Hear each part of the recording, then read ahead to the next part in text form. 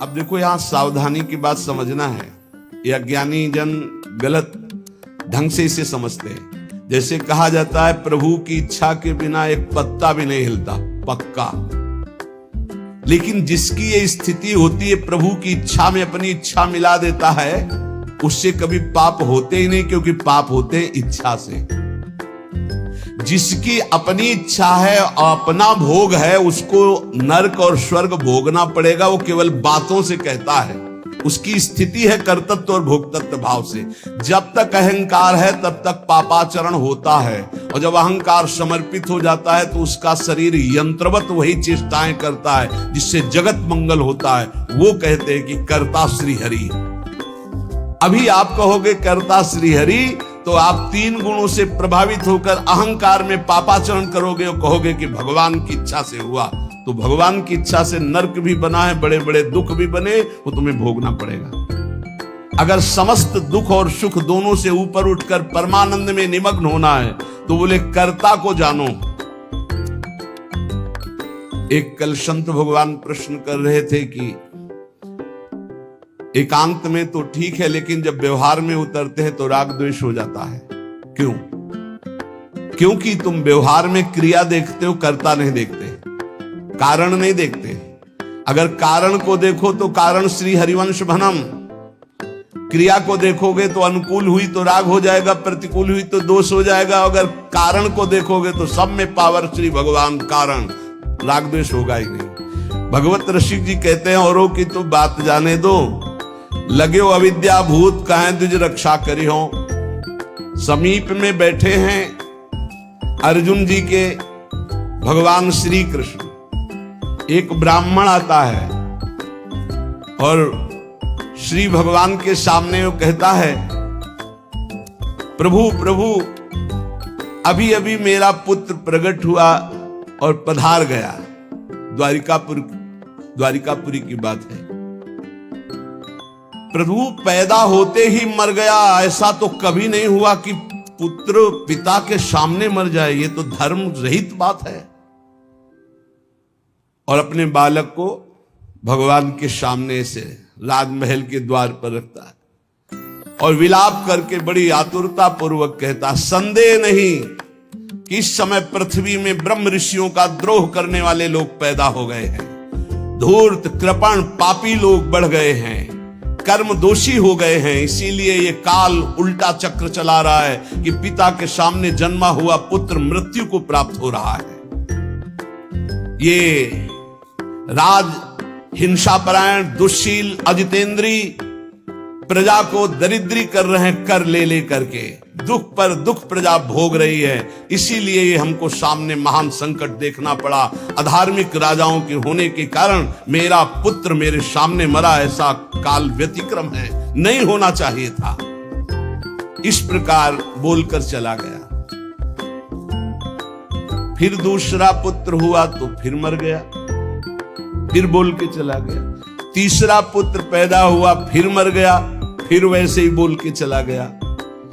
जब 9वें बालक के मरने पर वो वहां आया तो अर्जुन जी ने कहा, ब्राह्मण सुनो, इस निवास स्थान द्वारिका में ऐसा लगता है कोई धनुषधारी छत्री नहीं है।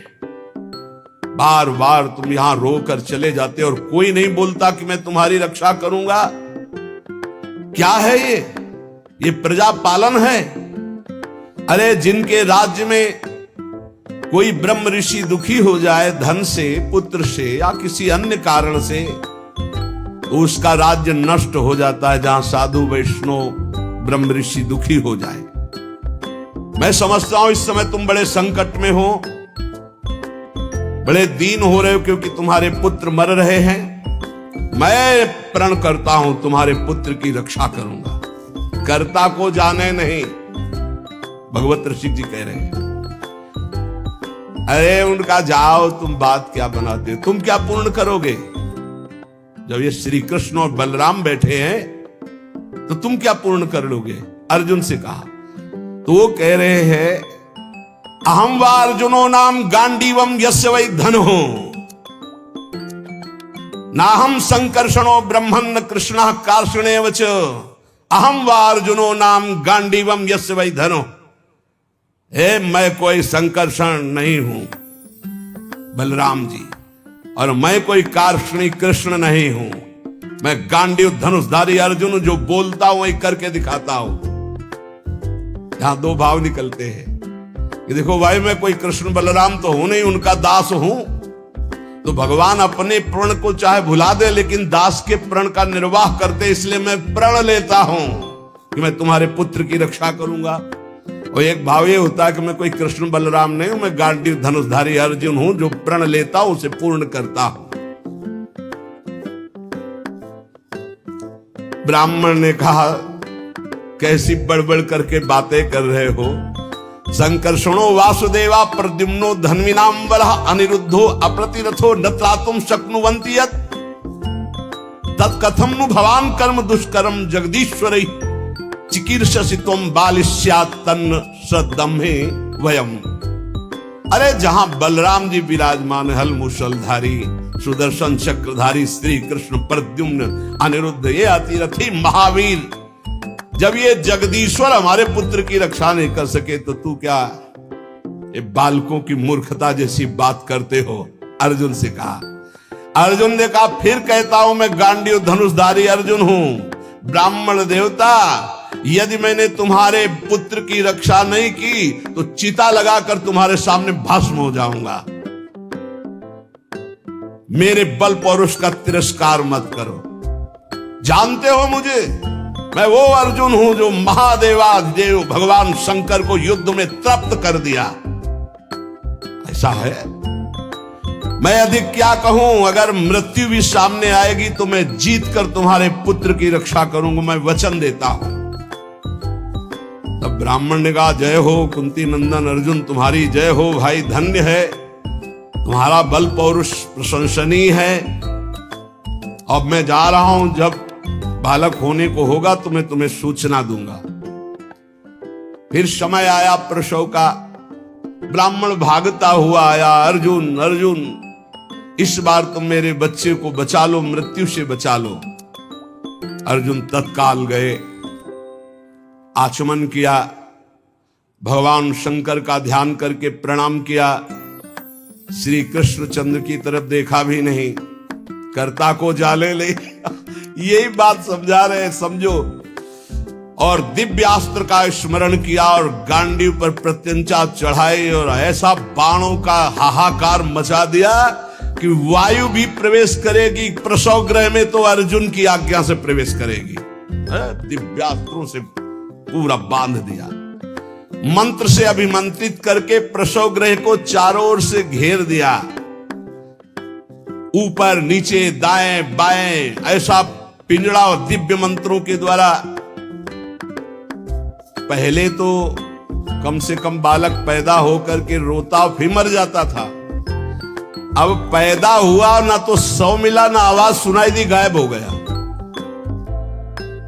पहले तो कम से कम लाश तो मिलती थी, रोता तो था फिर मर जाता था।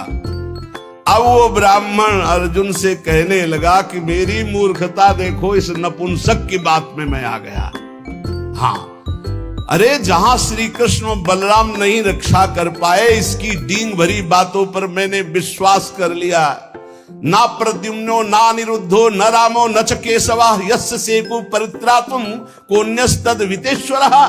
कौन ऐसा है जहां श्री कृष्ण बलराम प्रद्युम्न और अनिरुद्ध नहीं रक्षा कर पाए, वहां और त्रिभुवन में कौन रक्षा कर सकता है। मिथ्यावादी अर्जुन को धिक्कार है, अपने मुंह से बड़ाई करने वाले गांडीव धनुषधारी अर्जुन को धिक्कार है। दुर्बुद्धि मूढ़तावश कहता था कि मैं तुम्हारे बालक की रक्षा कर लूंगा। अब ब्राह्मण तो क्रोध में, देखने को मुंह नहीं मिला लड़के का, पैदा हुआ गायब। अर्जुन ने कहा ब्राह्मण मेरा अपमान मत करो। तत्काल योग बल से यमपुरी गए। भगवान धर्मराज जी ने देखा कि अर्जुन पधारे, बोले इस समय अर्घ पात्र लेने का हमें अवसर नहीं है, हमें यह बताओ कि वो जीवात्मा तुम्हारे यहां आया है? बोले हमारी पुरी में नहीं आया। विचार किया कि कहां चला गया जब यमपुरी में नहीं आया।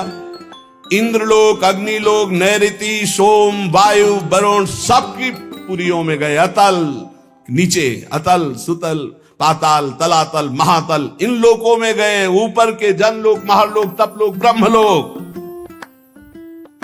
कहीं भी ब्रह्मा की जितनी रचना सब घूम डाला अर्जुन ने, कहीं वो जीव नहीं मिला। अब आए, अब भगवान श्री कृष्ण की तरफ देखा, प्यारे प्रणाम, अब जा रहे हैं भस्म होने हम चिता में। यही जीव की दशा है, जब सब जगह से हार जाता है तब बोलता है हरि शरणम। पहले नहीं चितवन किया कि प्रभु, तो प्रभु समझा देते। प्रण लेने से लेकर अभी तक भगवान की तरफ नहीं देखा कि रुख क्या है। अब जब चिता में जलने का नंबर आया तब केशव प्रणाम आखिरी स्वीकार करो। तो भगवान ने कहा किस बात का? बोले वो प्रण है ना, तो चिता में जलने जा रहे। तो उन्होंने कहा तुमने अभी पूरे बल का प्रयोग कहां किया? ध्यान दीजिए, तुमने अभी पूरे बल का प्रयोग कहा? तुम्हारा पूरा बल तो मैं हूं। मुस्कुरा दे अर्जुन, यही हमसे गलती होती है। हमारा बल कौन है? आराध्य देव। हम अपने बल की डींग हाँकने लगते हैं, उन्हीं के बल से मिले हुए बल से हमारा पूरा बल श्री भगवान है। देखो अर्जुन, तुम्हारा बल मैं हूं। जिस समय ये तुम्हारी निंदा कर रहे हैं, यही सब लोग प्रशंसा करेंगे और तुम्हारे यश की कीर्ति की स्थापना होगी। करें करावें आप सब, जने बढ़ाई दे। मान लो, कर्ता को जानो कौन है।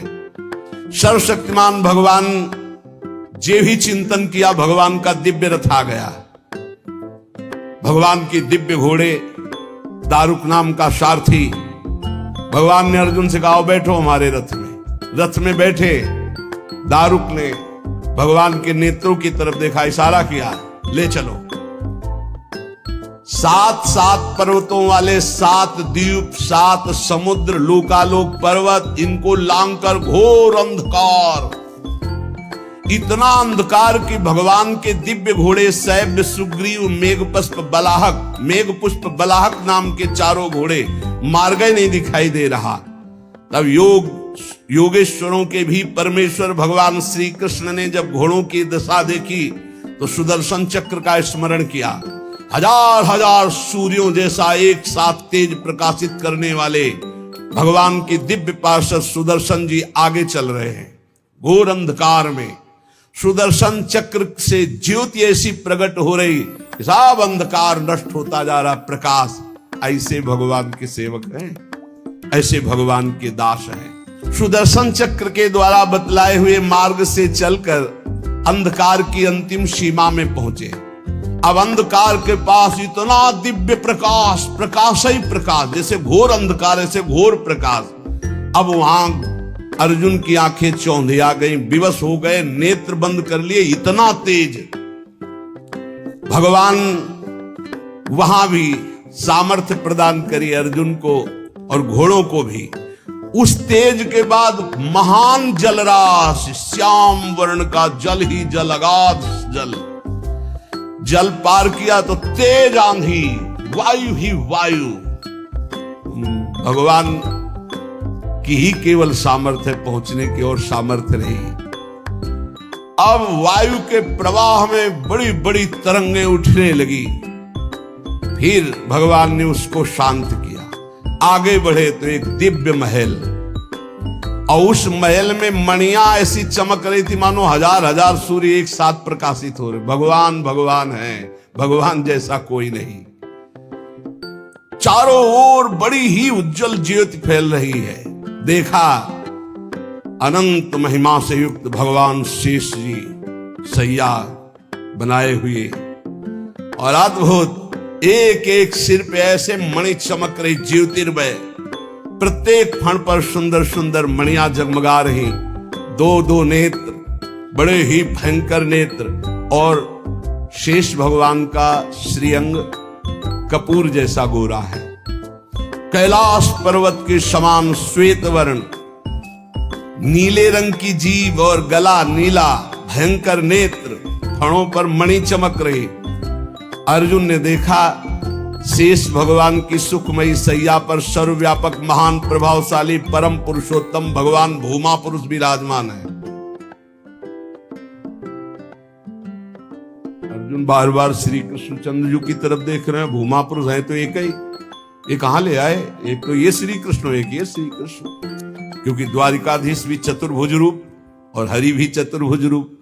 शरीर की कांति वर्षाकालीन मेघ के समान श्याम रंग, अत्यंत सुंदर पीतांबर धारण की, मुख पर प्रसन्नता, कमल जैसे नेत्र, बहुमूल्य मणि जटित मुकुट, कुंडल कांति, घुंघराली अलकावली, लंबी लंबी सुंदर भुजाएं, कौस्तुभ मणि, वक्षा स्थल में श्रीवत्स का चिन्ह, घुटनों तक माला, वही श्रृंगार। जैसा द्वारिकाधीश का वैसा ही प्रभु का श्रृंगार। अर्जुन ने देखा नंद सुनंद जय विजय ये सब पार्षद मूर्तिमान होकर, पुष्टि श्री कीर्ति अजा ये चारों दिव्य शक्तियां, रिद्धियां निधियां, लोकपाल, ये सब वहां हाथ जोड़े खड़े हैं। वो भगवान श्री कृष्ण भी प्रणाम कर रहे हैं। तो अर्जुन देख रहे हैं कि ये है क्या लीला, अपने आप को अपने आप से, और कह रहे प्रणाम करो, ये अनंत महिमाशाली भूमा पुरुष भगवान है। अर्जुन भयभीत हो गए कि एक तो ये मेरे सखा श्री कृष्ण, दूसरे ये भूमा पुरुष। श्री कृष्ण ने फिर प्रणाम किया और हाथ जोड़कर कहा कि हे भूमा पुरुष, आप कृपा करके आदेश कीजिए। गंभीर वाणी में बोले, हे अर्जुन और हे श्री कृष्ण, तुम दोनों को देखने के लिए मैंने उन पुत्रों का अपहरण किया, मैंने अपने पास मंगाया। तुम मेरे ही अंश से प्रकट हुए हो और धर्म की रक्षा के लिए पृथ्वी पर अवतार ग्रहण किया। पृथ्वी के भार से दैत्यों का संहार कर चुके हो, अब तुम्हें लौटकर हमारे ही स्वरूप में फिर विलीन होना है। तुम पूर्ण काम सर्वश्रेष्ठ हो, जाओ अभी कुछ कार्य बकाया है, लोक संग्रह के लिए वो कार्य करके पुनः मेरे पास आ जाओ। भगवान श्री कृष्ण भी हाथ जोड़े खड़े, अर्जुन भी खड़े हैं। अति विचित्र भगवंत गति, बड़े बड़े ख्याली। अर्जुन के होश उड़ गए, नए भूमा पुरुष कौन हो गए भाई? ये परम पुरुष तो हमारे सामने खड़े हैं, यही है यही।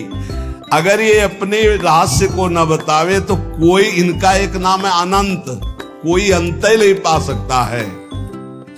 अर्जुन और श्री कृष्ण को आदेश किया, सर झुकाकर। अर्जुन देखते जा रहे, सर झुकाकर भगवान कह रहे जो आज्ञा। फिर वो सब बालक वापस कर दिए। उन बालकों के लिए वैसे ही मार्ग से फिर द्वारिका में लौट के आए, और बालक अपनी अपनी आयु के अनुसार बड़े भी हो गए थे।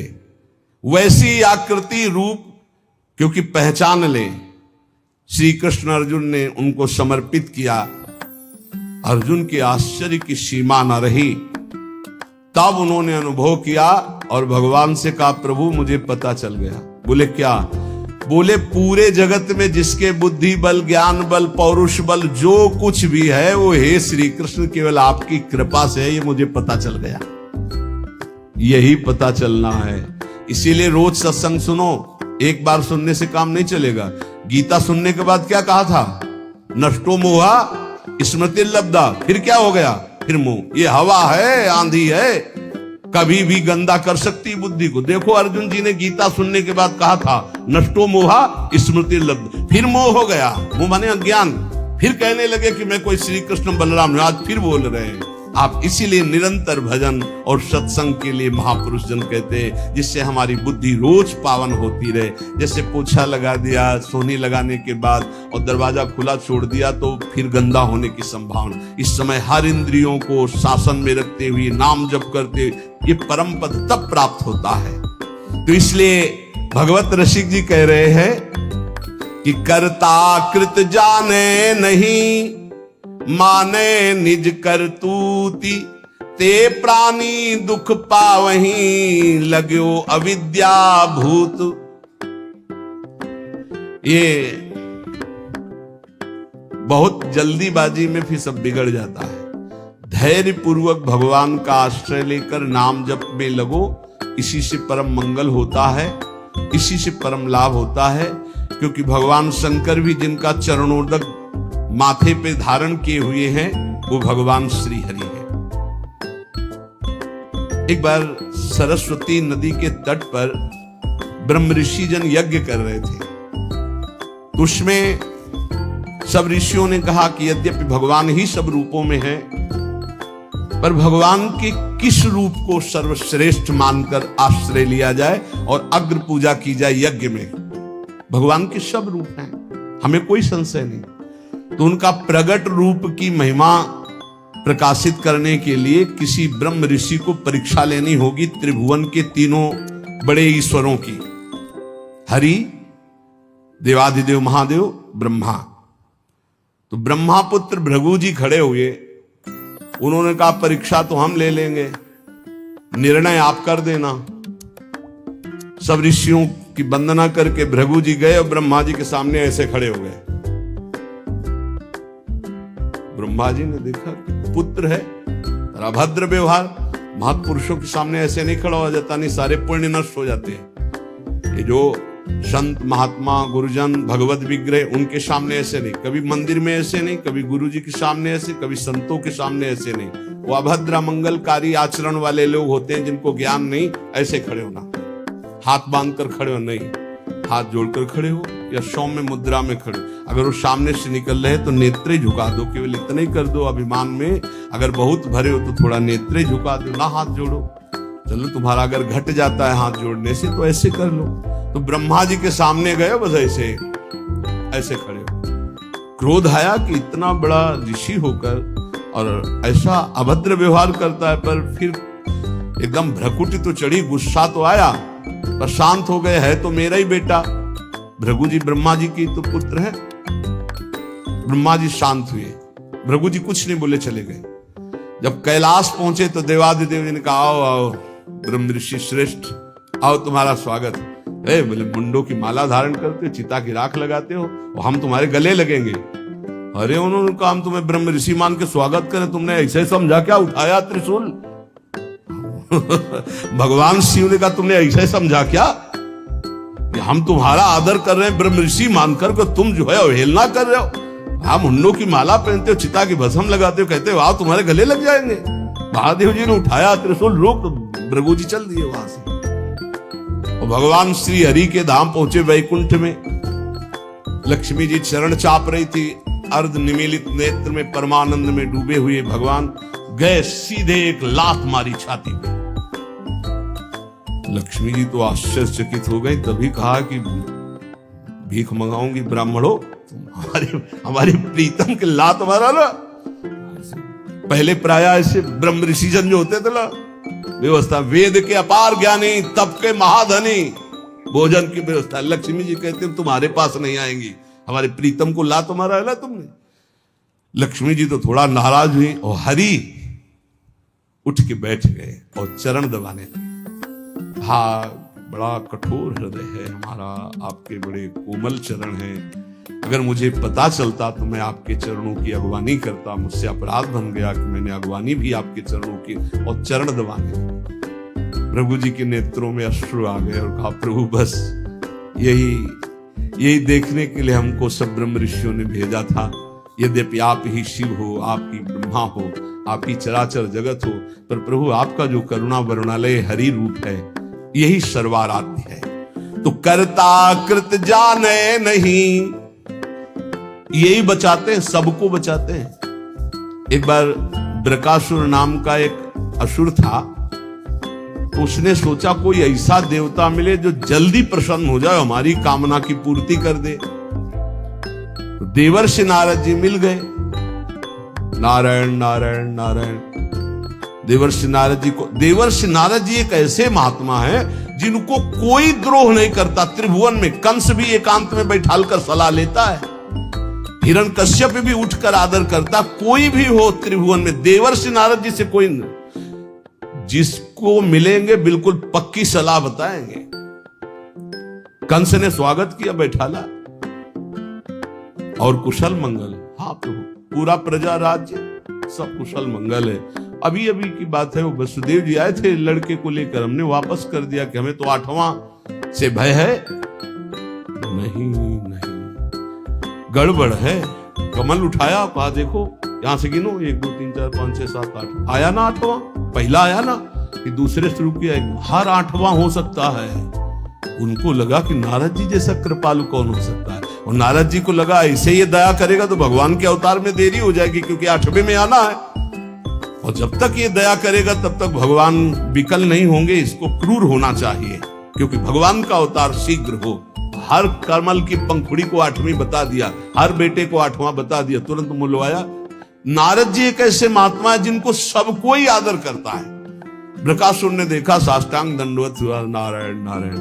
महाराज कोई ऐसा भगवान बताओ जो बहुत जल्दी प्रसन्न हो जाए। बोले वो तो शास्त्रों में प्रसिद्ध है, आशुतोष, देवाधिदेव महादेव, उनके ज्यादा आशुतोष, वो ऐसे देवता है वो जल्दी प्रसन्न हो जाते हैं। और कोई सेव संतरा की जरूरत नहीं भाई, देवाधिदेव महादेव देख लो, कोई देवता ऐसा भोग नहीं पाएगा, त्रिभुवन में कोई देवता नहीं ऐसा भोग पाएगा जैसा देवाधिदेव भगवान शिव एक चुल्लू जल में प्रसन्न। ऐसे ऐसे कृपालु हैं कि जो कोई सृष्टि में न स्वीकार करे वो स्वीकार करने के लिए तैयार, उतने में प्रसन्न हो जाते हैं। बोले आशुतोष देवाधिदेव महादेव हैं। और वो सोचा कि मंत्र और ये आराधना हमसे तो बनेगी नहीं, आसुरी प्रवृत्ति है, तो अग्नि को प्रकाशित करके अपने शरीर का मांस नोच नोच करके स्वाहा, भगवान शिव का मंत्र जपता तो स्वाहा। भगवान शिव बड़े कृपालु के, बेकार को ऐसे, हम तो एक चुल्लू जल में प्रसन्न हो जाते हैं, इतनी भगवान शिव प्रसन्न हो गए। कर्ता को जाने नहीं हम ये बता रहे। भगवान शिव ने कहा काहे को तुम इतना कष्ट सह रहे हो, क्या चाहिए तुम्हें? तो माता जी के सहित प्रकट हुए थे। माता जी त्रिपुर सुंदरी, असुर है ना, राक्षस, तो इसकी बुद्धि तो राक्षसी ही रहेगी। भगवान शिव की तरफ देखा, माता जी की तरफ देखा, उसने कहा प्रभु मेरी इच्छा है कि मैं जिसके ऊपर हाथ रख दूं वो भस्म हो जाए। भगवान शिव बिना विचार किए बोले तथास्तु, ऐसा ही हो। जे ही ऐसा कहा तो उसने सोचा परीक्षा के लिए भगवान शिव के ऊपर हाथ रख के देखे ना, इन्हीं का वरदान इन्हीं को। भगवान शिव के ऊपर ऐसे जो हाथ कर, भगवान भागे क्योंकि जानते थे कि सत्य है, रख देगा भस्म हो जाएगा। शरीर तो भाई भगवान ने ही आदेश और वो वर दिया है, उन्हीं के बल से भागे, वो भी पीछे भागे। माता जी खड़े लीला देख रहे हैं। भगवान शिव जब पीछे देखे तो दौड़ के पीछा बस हाथ ही रखने का। भगवान ने कहा कहां तक भागेंगे? कर्ता को याद किया। कर्ता कौन है? हरि। हरि को याद किया। जो ही याद किया तो आ गए ब्रह्मचारी के रूप में, और भगवान शंकर से इशारा किया चैन की सांस लो, अभी इसका हिसाब करते हैं। नजदीक गए, बोले प्रणाम बृकासुर जी। इतना प्यार से विश्व में कोई नहीं बोला था, वो तो असुर था। प्रणाम बृकासुर, अमृतमय वचन और ऐसा आकर्षण और ऐसे कमल नयन और ऐसी चितवन को खड़ा हो गया। बोले बृकासुर जी यदि आपको मेरे सहयोग की आवश्यकता हो तो सहयोग से बड़े बड़े काम बन जाते हैं, आप क्यों भाग रहे हो इनके पीछे? बोले इनके ऊपर हाथ रखने, तो तुम्हारे हाथ में कुछ है क्या जो रखना चाहते हो? बोले वरदान दिया है शिव जी ने कि जिसके ऊपर हाथ रख दोगे वो भस्म हो जाएगा। अरे बोले अभी तुम्हें विश्वास है? दक्ष ने साप दे दिया था, इनके पास कोई ताकत नहीं रह गई। तुम हाथ रख के अपने ऊपर देखो, अगर झूठा निकलेगा ना तो दोनों मिल करके। हाँ ये बात तो पक्की है। एक सेकंड में हिसाब कर, हरि है हरि। एक सेकंड उसको ये समझ में ले आए कि अगर हाथ रखा सच्ची हुआ तो कौन बताएगा आके इनको। जो ही ऐसे किया सो क्षण में भस्म हो गया, राख हो गया। भगवान शंकर ने बोले प्रभु थोड़ा सोच समझ के वरदान दिया करो, तुम तो ऑर्डर डाली हो, अपनी भी सुरक्षा नहीं देखते। भगवत ऋषि जी कह रहे कर्ता कृत जाने नहीं, माने निज करतूती, ते प्राणी दुख पावही, लगो अविद्या भूत, लगो अविद्या भूत कहे द्विज रक्षा करी हो। अर्जुन मेरो नाम नहीं, पावक में जरी हो। कर गही श्याम बचाए, बतायो जो शिशु हरता। भगवत रसिक नरेश सकल करतन को करता। इसलिए एकमात्र भगवान की शरण में हो जाओ। जितने कर्म कर रहे हो वो प्रभु को समर्पित कर दो। और रोज एक बार हमारी प्रार्थना है, ये सब याद नहीं कर पाएंगे पर सत्संगी हो इसलिए याद करना, मरना है। ये बात हमारी बात पक्का मान लो, ये हम बहुत बड़ा मंत्र बता रहे हैं। अगर ये एक बार 24 घंटे में एकांत में सोचोगे कि यार मरना है, सब कुछ छूटेगा, जाना है, तो आपका भजन बनने लगेगा, आप कुछ कमाई कर लोगे। अगर ये भूल गए कि मरना है तो मनमानी पापाचरण होता है। मौज लो, जो होगा देखा जाएगा। नहीं, तुम देखने लायक नहीं रहोगे। तुम क्या जानते हो जब कर्मों का फल आता है तो भोगना कैसा होता है? नहीं, तुम्हें पता नहीं। इसलिए आनंद में जीवन व्यतीत करने के लिए यावत स्वस्थमिदं कलेवरम यावत च दूरे जरा। आज शरीर स्वस्थ है तो ऐसा उपाय कर लो कि आपका मन निरंतर नाम जप में लग जाए, वह जीत जाओगे। हर समय नाम जप, बहुत ठौर ठिकाना मजबूत मिल गया है। ये कोई भ्रम वाला मार्ग नहीं है जहां आप लगे हो। ये तस्मात् शास्त्रम प्रमाणम ते, ये कोई मनमुखी मार्ग नहीं है कि अपनी वासनाओं की पूर्ति के लिए किसी नए मार्ग की स्थापना की हो। ये आचार्य परंपरा से, ये सदग्रंथ, सदवाणी, सदव्यवहार, सदाचरण से युक्त ये भगवत मार्ग है। इसलिए हरिशरणम, भगवान के चरणों का आश्रय लेकर निरंतर भजन करो और इसी जन्म में हम प्रभु को प्राप्त हो जाएं, ऐसा उत्साह रखो। शेष चर्चा आगे। श्री राधा वल्लभ लाल की।